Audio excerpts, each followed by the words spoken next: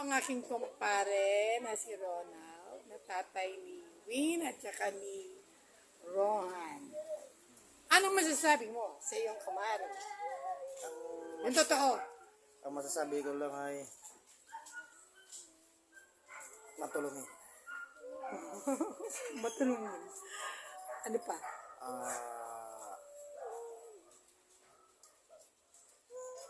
Yung totoo. Magandang pagkikitungo sa kapwa tao. Ay, salamat. Sa 5 taon halos, di ba, na magkakakilala tayo. Di ba? At ako naman masasabi ko sa iyo ay ikaw ay isa ring mabuting tao, ang pamilya ninyo. Salamat sa tiwala mo rin sa akin at ni Jaan. At sa aking mga anak.